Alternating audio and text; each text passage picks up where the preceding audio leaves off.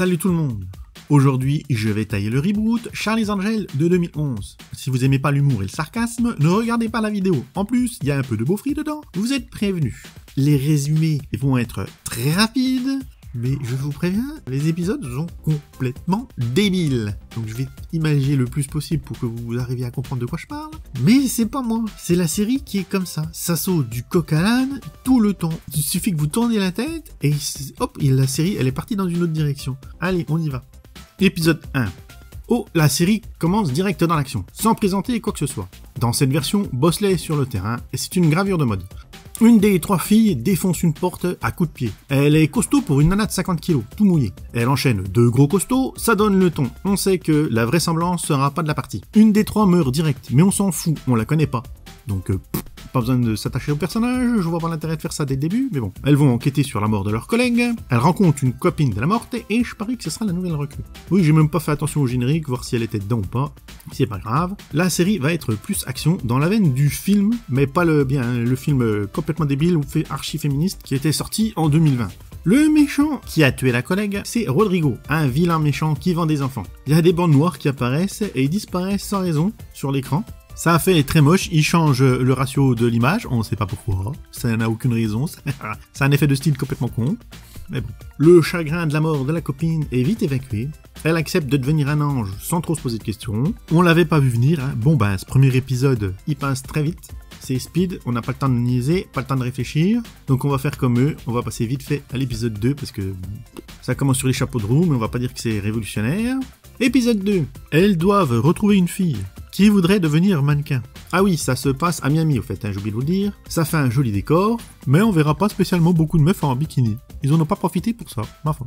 Une doit se faire passer pour une mannequin pour infiltrer je ne sais quoi. On n'a pas bien compris si c'était une agence de mannequins ou pas, c'est pas bien expliqué. Elle monte un plan tellement débile qu'on aurait dit un sketch de Sabrina, mais ça marche. Elle est prise comme coloc et évidemment Bosley s'est aussi fait embaucher dans ce truc de mannequin. C'est pratique, dans la série les méchants cherchent toujours à embaucher des gens au moment où les détectives font une enquête. C'est bien pratique. L'ex-copain d'une ange revient à Miami et enquête bien évidemment sur la même affaire que les filles. Là, j'ai pas vu venir le truc. L'agence de mannequins cache en fait un trafic de mariage blanc aux trafiquants de drogue. Comment c'est con? Voilà un autre cliché idiot des films et séries, elle met la tête d'un mec dans les toilettes pour le faire parler genre « je vais te noyer ». Et les mecs ressortent toujours la tête trempée de ce genre de truc. Sauf que c'est pas possible en vrai. Regardez vos chiottes, vous verrez, c'est pas possible. En vrai, ça mouillerait à peine le haut de vos cheveux. Ça a toujours été con ce genre de scène où ils foutent la tête d'un mec dans le chiotte. C'est impossible de noyer quelqu'un comme ça.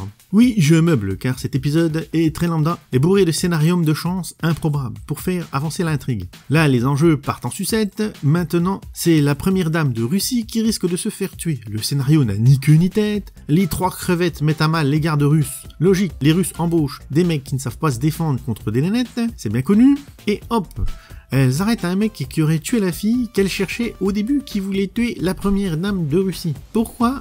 Ça, j'ai pas trop compris. C'est écrit de façon compliquée pour donner l'impression d'un truc intelligent. Mais c'est vraiment vide, c'est tout. En vrai, c'est juste vide. Allez, on passe à l'épisode 3. On repart sur une femme disparue, cette fois une journaliste qui a un passé avec une des filles. Encore un plan à la noix, elles doivent aller sur un bateau, la blonde arrive dans le bureau de la sécu, elle lui dit « il y a un bug dans votre système ». Le mec « mais j'ai appelé personne ». Et elle « mais normal, c'est pas de votre ressort ». Il insiste à peine, mais ça passe. Les agents de sécu en carton, ils sont sûrement formés à la même école que les Russes de l'épisode d'avant. Elle est aussi capable d'assommer un mec d'un petit coup de coude dans la nuque. Et hop, quelques minutes passent, on se retrouve sur l'île d'un trafiquant de drogue. Encore une fois, elle déjoue la sécurité en 2 secondes chrono. Les combats sont merdiques. Ah, la sécurité se réveille, elle arrive même à choper Bosley. Et pendant ce temps-là, enfin un combat où la meuf galère, mais bon, elle gagne quand même. Et évidemment, elles reprennent toutes le dessus en même temps, et ça clôt l'épisode. C'était pas terrible, elle retrouve la journaliste vivante, et on passe à l'épisode 4, parce que c'était nul. Épisode 4, pour ce 4e, ils font dans l'originalité. Une femme s'est fait enlever, à Cuba cette fois. Ça va, les mecs font des efforts, c'est pas en Amérique, pour une fois. Est-ce qu'on va encore revoir un trafiquant de drogue? Oh, là, un peu d'inédit, là, c'est elles qui se font prendre avec de la drogue dans leur sac. Bon, je suppose que c'est pour s'infiltrer dans la prison, pour faire sortir la fille qui doit être là. Et oui, c'est ça. Même pas de suspense, elles le disent direct dans la scène d'après. Bon, le scénario est cousu aussi de fil blanc. On a un caméo d'Erika Durance. Comment elle a atterri là-dedans? Et comme par hasard, elle connaît Bosley. La blonde, elle, est en prison, mais elle a sa caisse à outils enroulée autour de sa cheville. Ben oui, on te fouille pas en prison. C'est bien connu. Surtout à Cuba, hein. C'est connu pour être un endroit cool à visiter, tout ça. Les prisons, c'est cool là-bas, c'est sympa. Ils te laissent rentrer avec des limes, des trucs pour crocheter les serrures, tout ça. Tu te fais pas fouiller, c'est cool. Elle crochete la serrure de sa cellule, elle sort sauver sa copine, elle étale les deux gardes en 2-2, mais personne ne sait, soi-disant échapper de cette prison. C'est très très vraisemblable. Bon, leur plan échoue.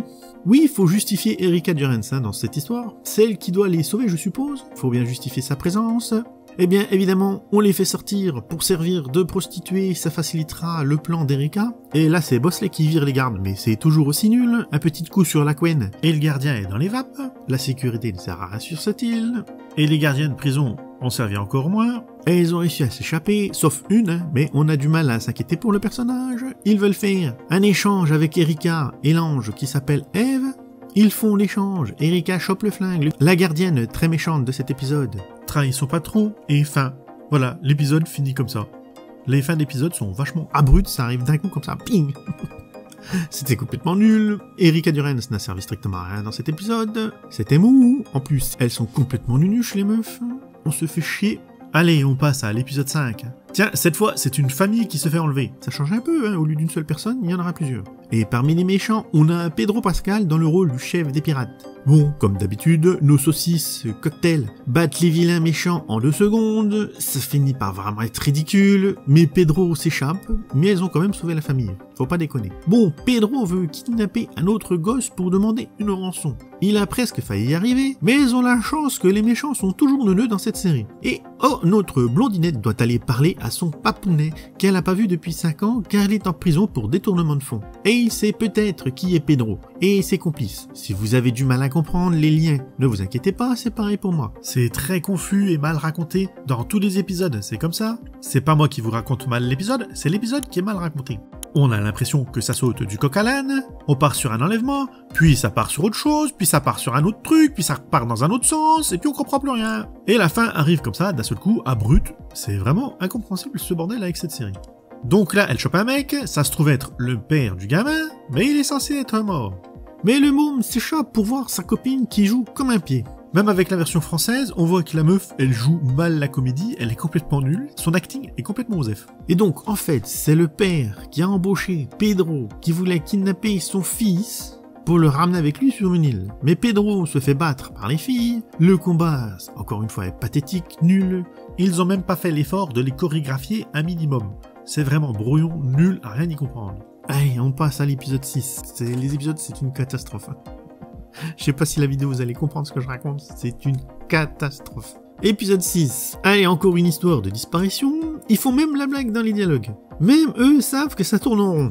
On est déjà à 6 épisodes, 6 fois une histoire d'enlèvement ou de kidnapping. Cette fois, c'est un artiste qui dessine des tableaux de ville, de mémoire. Ça tient pas plus debout, il rentre dans une galerie d'art, en se faisant passer pour un couple d'acheteurs. Toute cette mascarade pour pouvoir interroger le propriétaire, qui a des tableaux à plusieurs millions de dollars, et les nouilles dégainent des pistolets à peinture et tirent sur les tableaux tranquillement. Y a rien qui protège les toiles, pas de sécurité. Ah oui, et il y a l'autre meuf, elle s'est fait passer pour la réparatrice de la climatisation, et évidemment, elle rentre là-dedans aussi comme dans un moulin. Rien n'est crédible dans cette série. Même les blagues deviennent nulles, je la cite. Vous savez pas jusqu'où les flics sont capables de fouiller. C'est une blague sur le fait qu'il faut fouiller dans la corbeille de l'ordinateur. Ouais, faut rire, c'est très drôle. Les flics ont fouillé dans la corbeille de l'ordinateur, et c'est censé être drôle. C'est pathétique. Ah, et maintenant, c'est la physique qui s'en va. Il y a une bombe qui risque de faire exploser le bâtiment. Ils se cachent derrière une table, et ils s'en sortent indemnes malgré qu'ils étaient à 3 mètres de la bombe. C'est devenu une comédie, mais pas drôle, sûrement pour ça qu'ils n'ont pas réutilisé le nom Les Drôles Dames. Et encore une fois, le passé refait surface, et c'est encore celui de Bosley avec une femme méchante cette fois. Il retrouve l'artiste, et ça se transforme en un combat de pirates informatiques. Il ne chope pas la méchante, et elle va voir le père de la blonde en prison. Pareil, n'importe qui peut aller voir les prisonniers en prison. Il n'y a pas besoin de justificatif, il n'y a pas besoin de prouver son identité, vous y allez voir comme ça, tranquillement. Hop, vous demandez à visiter quelqu'un, on vous ouvre la porte, vous allez le voir. En plus, ça se passe dans le petit jardin, tranquillement, s'il vous plaît. Il n'y a pas de garde autour, il n'y a pas de parloir, il n'y a rien. C'est vraiment débile. Bon, allez, on passe à l'épisode suivant, on va pas passer des heures là-dessus, c'est vraiment juste pour vous dire à quel point cette série est débile. qui a rien à comprendre. Allez, épisode 7. Bon, cet épisode, cette fois, ça va peut-être être autre chose qu'un enlèvement. Ça commence par un assassinat d'un roi. Elles doivent retrouver le fils héritier qui s'est barré. Chose faite en 3 minutes grâce à Facebook. Et on switch à retrouver le tireur. Elle trouve aussi son identité en 2 minutes grâce à une caméra de surveillance. Elle les a aidés en retirant sa capuche en gros plan devant une jolie caméra de surveillance qui filme en couleur et en HD. C'est vraiment débile. Elle se fait arrêter et ils doivent trouver son vrai nom. Et ça prend aussi 5 petites minutes chrono dans la série. Quand je vous dis les minutes, c'est vraiment... ça prend le temps dans la série. Hop, en 2 minutes, c'est résolu en 2 minutes, en 5 minutes. Ça speed à fond les ballons. C'est pas passionnant, hein. Encore une fois, faut retrouver le commanditaire de la tueuse. Son nom est trouvé. En 2 minutes, j'ai l'impression de regarder un let's play de jeu vidéo en mode super facile. Il y a un mec qui se ramène dans la maison où il y a le fils du roi et Cézanne déclenche l'alarme, mais la nouille blonde nous gratifie d'un. Ça doit être un professionnel. Ben oui, les professionnels qui rentrent comme des bourrins dans une baraque et déclenchent les alarmes, c'est bien connu. Et ils sont tellement forts que Bosley, en plus, s'en débarrasse en même pas 1 minute. Allez, il fait tout de petits coups comme ça sur la tête et pouf, les mecs ils tombent et ils sont assommés, ça y est, c'est terminé.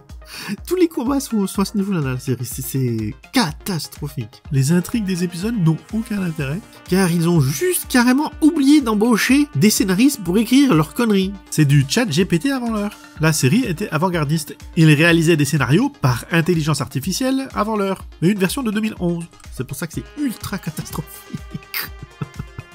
Allez, on passe au dernier épisode. Ça, c'était une torture de regarder ce bordel. Donc là, les filles trouvent un mec qui a manqué de se noyer sur la plage. Et il est amnésique. Elles doivent trouver son identité et le mec les aide. La brunette craque sur lui, mais attention, est-ce le gentil ou est-ce le méchant? Car il découvre qu'il est tombé dans l'eau en voiture et la bagnole est criblée d'impacts de balles. C'est un méchant, mais qui faisait le taf du gentil. C'est un flic infiltré dans le trafic de drogue qui a trop pris son infiltration au sérieux. Mais bon, je prédis que l'instinct de la midinette ne va pas la tromper et qu'avant de la fin de l'épisode, on saura que en fait c'est un gentil. Allez, on avance. Les 2 mecs sont dans une camionnette de surveillance avec la brunette. Et le ton monte entre les 2 mecs. Et la donzelle nous sort. Vous voulez que j'ouvre la fenêtre pour laisser sortir la testostérone? Non mais sérieux, on a envie de lui répondre. Non, baisse tes culottes plutôt. Pour ça, au moins, il se passera un truc. Ouais, c'est beauf, je sais. Mais il est 23h28 quand je regarde cette série complètement débile. Et c'est chiant à regarder. Du coup, mon esprit divague, désolé. Oh, révélation. L'amnésique n'est pas le méchant. Il s'est fait piéger par son collègue qui, lui, est le vrai ripou. Comme de bien entendu. Et il y a une référence à Breaking Bad avec de la mèche bleue. N'importe quoi, je sais pas ce que ça fout là, mais bon, c'est là. Bon, même la dernière baston sera pathétique. Elles battent les trafiquants de drogue chinois, pour qui le collègue Ripou travaillait. Il y aura même pas l'ombre d'une prise de gonfon, tout ça est fait en 2 secondes. Oh, et pas de chance pour la brunette, l'amnésique s'avère être mariée. La série n'a pas de fin, l'épisode s'arrête normal comme ça, d'une manière abrupte comme tous les autres. Ce qui veut dire que les mecs n'avaient pas prévu son annulation. Ils l'ont su qu'au dernier moment. Pourtant, vu l'ampleur de la catastrophe, ils auraient pu la voir venir. Donc en conclusion, c'était bien nul, c'est extrêmement nunuche, rempli de raccourcis scénaristiques. En plus, la série a un ton comique malgré elle, sauf que c'est pas censé l'être, c'est censé être une série policière. C'est vendu comme de l'action-aventure, mais c'est tellement nardardesque qu'on rigole. Au dépend de la série, tellement les situations sont débiles. Ne regardez pas cette série, c'est une perte de temps, il s'y passe rien d'intéressant. Vous avez vu, j'ai résumé les épisodes en quelques minutes, en plus c'est incompréhensible. Je vous jure que c'est comme ça dans la série. D'ailleurs, il faut un pauvre hommage à la série des années 70. L'agence de cette série est à l'adresse 1976 Ocean Drive. Et 1976, c'est l'année de sortie de la série originale. Ils n'ont pas trouvé mieux à faire. Cette série sera médiocre de partout, sans aucune volonté de faire mieux. Dites-moi vous ce que vous en avez pensé. Pour les malchanceux qui l'ont vu, et les autres, si vous aimez vous torturer, allez-y, regardez ce nanar. Il y a moyen de faire des joies boire, pour ceux qui ont des idées. Moi, j'arrête là, c'était vraiment débile, une torture. Donc abonnez-vous, partagez, commentez si vous avez aimé cette vidéo. Il y a les abos soutiens, les super merci pour ceux qui veulent soutenir la chaîne. Et merci à mon premier tipeur. Et mes 3 abonnés soutiens sur YouTube, ça fait plaisir. Sur ce, moi je vous dis à une autre vidéo. Bye bye.